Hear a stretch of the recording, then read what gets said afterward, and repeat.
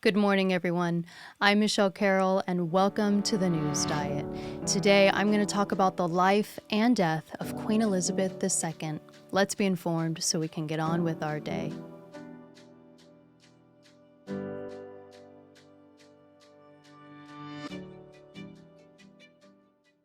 As a new channel, every new or returning viewer makes such a big difference, so I just want to say thank you so much for tuning in. If you like what you see and feel the show is providing a healthier alternative for staying informed, then hitting that subscribe button would be a massive help in letting the YouTube algorithms know that you want to see more of the News Diet in the future.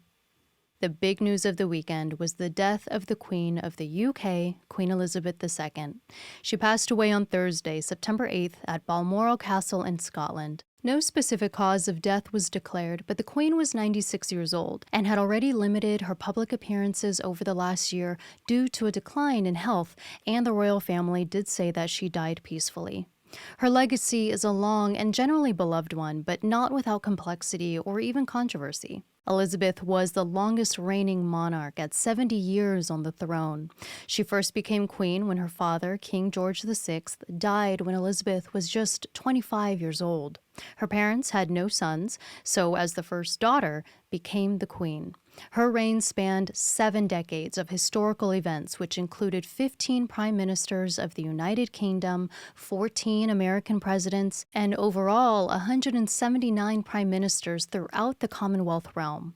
She made hundreds of state visits to other countries and was the most traveled head of state. Queen Elizabeth had a reputation of being loyal to her duties and responsibilities as monarch, which these days no longer means having a political or executive role and has no ability to pass legislation, but rather serves as a representational role for the nation.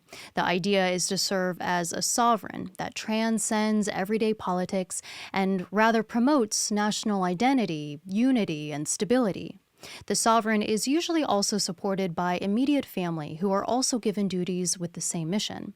They do this by recognizing success and excellence, participating in tours across the world, and also encouraging philanthropy and volunteering. The Queen also reigned throughout the decolonization of the British Empire, when many of the colonies of European nations moved to gain their independence. So, in short, the empire turned to a policy of peacefully disengaging from its colonies in an attempt to create a diplomatic transition, as well as try to maintain a level of control of the execution. Between 1945 to 1965, those under British rule outside of the UK went from 700 million people to just 5 million people.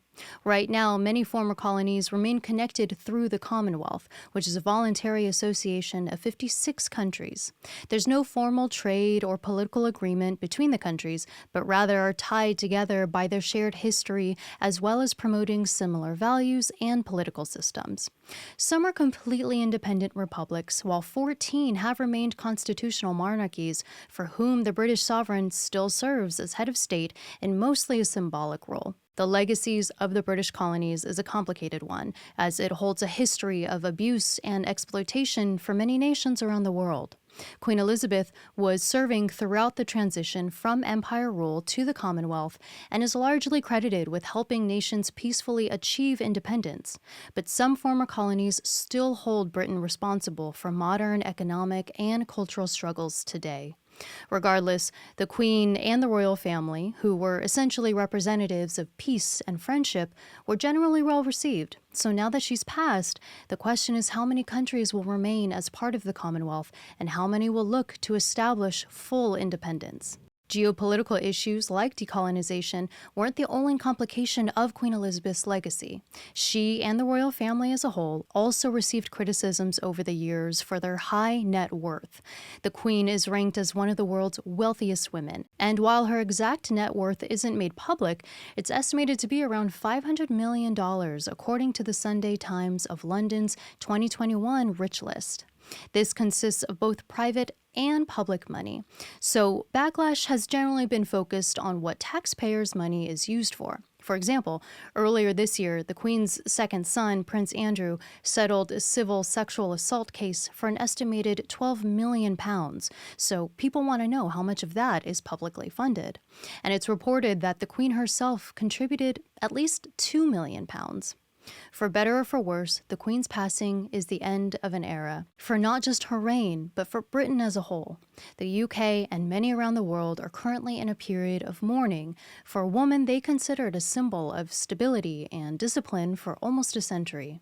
Her son Charles has taken place as the new monarch, King of the United Kingdom and the 14 Commonwealth realms, making him the oldest person to ascend the British throne at the age of 73. You've just been informed, so now it's time to get on with your day. I'm Michele Carroll. Thanks so much for listening.